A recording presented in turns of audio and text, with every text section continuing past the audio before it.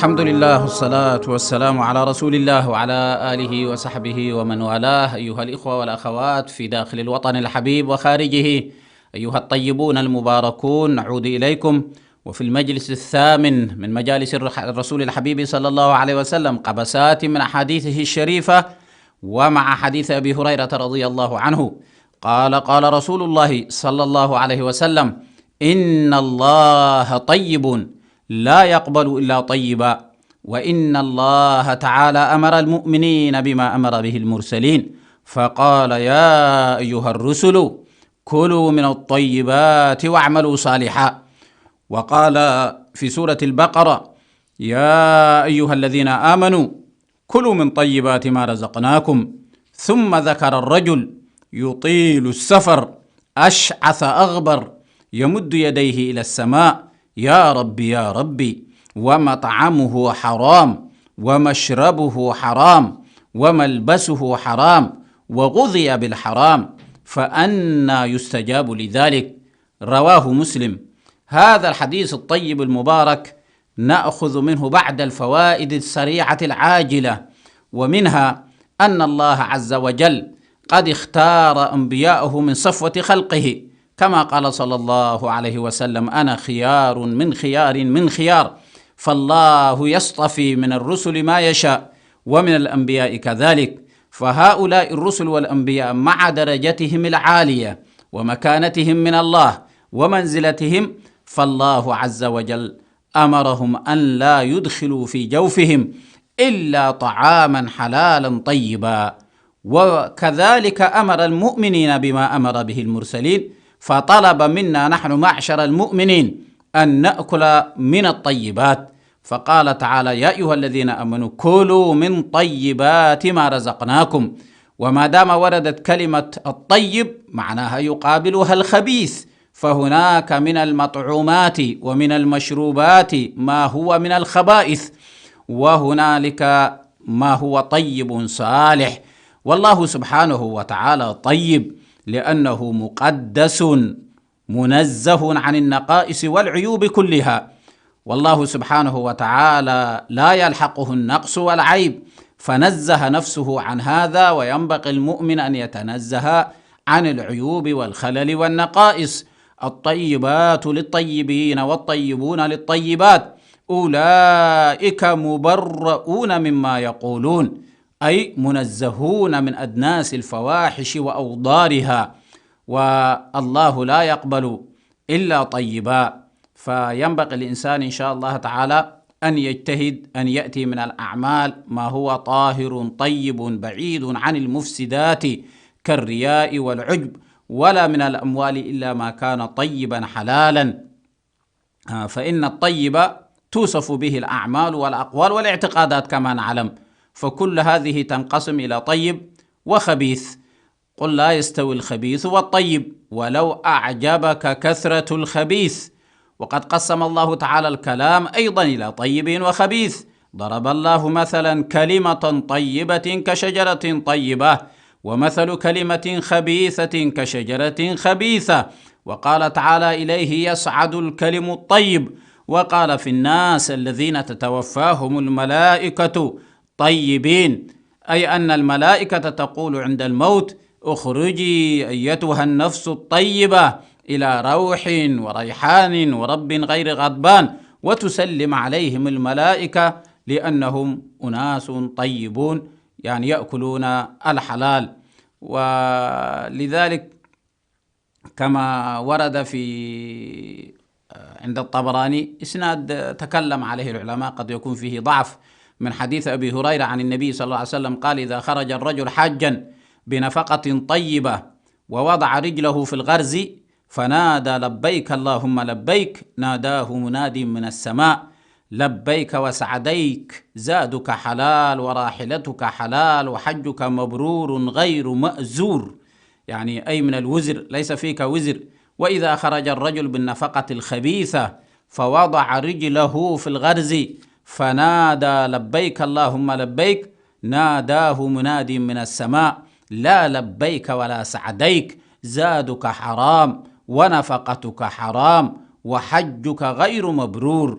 فهكذا هذا الحديث وإن كان فيه ضعف يؤيده كلام النبي صلى الله عليه وسلم الذي ذكر للصحابة رجلا يطيل السفر، يعني وقالوا هذا الرجل كان متجها إلى الحج، أشعث أغبر كأنه جاء من بعيد، يعني يقطع الفيافي والصحاري والغفار، وهو راجي عفو الله سبحانه وتعالى ومغفرته ولعله نادم، حاله حال التائب المستغفر، يمد يديه إلى السماء: يا ربي يا ربي، يعني أي يا رب اغفر لي، يا رب وفقني، يا رب أسلني مقصدي، يسأل يا ربي يا ربي. ولكن المشكلة أن هذا الرجل دعاؤه توقفت، ولم تخترق حجب السماء، ولم تصل إلى الله عز وجل، ولم يتقبلها الله منه. لماذا؟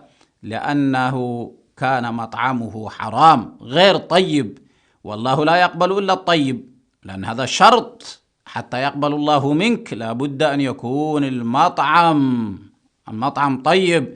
أما أن تملأ كرشك من الحرام الخبيث ثم تقول يا ربي يا ربي، لا يرتفع هذا العمل. فكان هذا الرجل مطعمه حرام، ومشربه حرام، وملبسه حرام، وغذي بالحرام، فأنى يستجاب لذلك؟ كيف يا إخوتي مثل هذا الإنسان يمكن أن يتقبل منه؟ ما تصدق أحد بصدقة من كسب طيب ولا يقبل الله إلا الطيب إلا أخذها الرحمن بيمينه.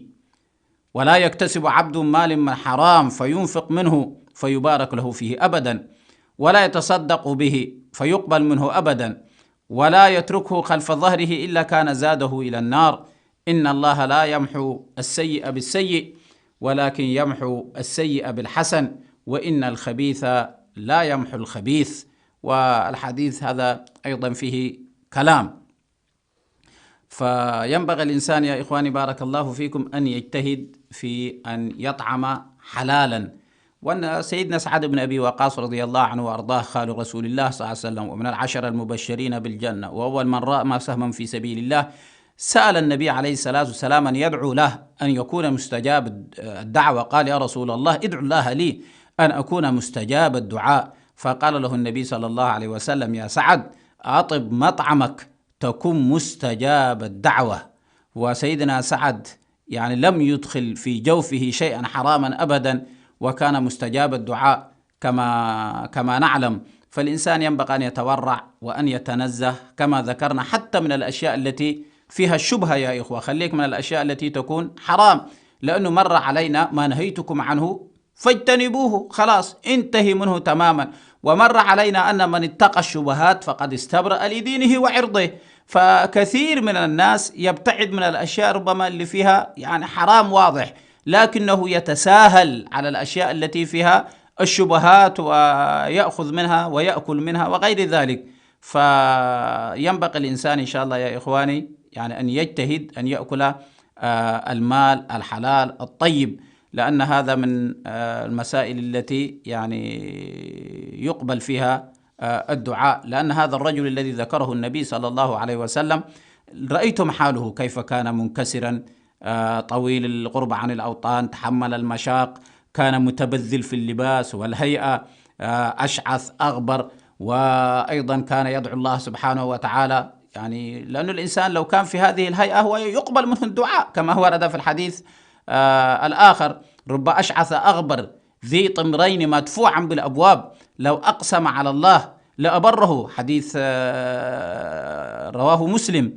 وتعرفوا يعني أن الإنسان هذه مد اليد من آداب الدعاء التي يرجى استجابة الدعاء فيها. في حديث سلمان عن النبي صلى الله عليه وسلم: إن الله تعالى حيي كريم يستحي إذا رفع الرجل إليه يديه أن لا يردهما صفرا خائبتين. وهكذا فسبحان الله يعني الإنسان الوضع الذي كان فيه الرجل في ظاهره كان يعني وضعا يعني مأخذ بأسباب الاستجابة، لكنه للأسف هذا الحرام حال بينه وبين استجابة الدعاء. وأيما جسم نبت من حرام فالنار أولى به. وينبغي الإنسان أن يتجنب وأن يجتهد يا إخواني حتى لا يدخل نفسه في أن يطعم الخبائث وغير ذلك. فيجتهد الإنسان إن شاء الله يا إخواني في أكل الطعام الحلال. إن شاء الله رب سبحانه وتعالى يوفقنا لما فيه الخير، ونجتهد إن شاء الله تعالى كما قال وهب بن منبه: من سره أن يستجيب الله دعوته فليطب طعمته. وعن سهل بن عبد الله كذلك قال: من أكل الحلال 40 صباحا أجيبت دعوته. وعن يوسف بن أسباط قال: بلغنا أن دعاء العبد يحبس عن السماوات بسوء المطعم. وقوله صلى الله عليه وسلم: فأنا يستجاب، لذلك يؤكد هذا المعنى، أي كيف يستجاب له. فهو استفهام وقع طبعا على وجه التعجب والاستبعاد، وليس صريحا في استحالة الاستجابة ومنعها بالكلية. فيؤخذ من هذا أن التوسع في الحرام والتغذي به من جملة موانع الإجابة. وقد يوجد ما يمنع هذا المانع من منعه، وقد يكون ارتكاب المحرمات الفعلية أيضا مانعا من الإجابة أيضا، وكذلك ترك الواجبات كما في الحديث أن ترك الأمر بالمعروف والنهي عن المنكر يمنع استجابة دعاء الأخيار، وفعل الطاعات طبعا يكون موجبا لاستجابة الدعاء. ولهذا لما توسل الذين دخلوا في الغار الثلاثة تذكر أنهم يعني توسلوا إلى الله بأرجى عمل لله سبحانه وتعالى. فالإنسان يجتهد إن شاء الله أن يكون عمله يعني لله، وأن يكون طعامه لله، وأن يأكل الحرام إن شاء الله تعالى. نحن ندعو الإله في كل كرب ثم ننساه عند كشف الكروب.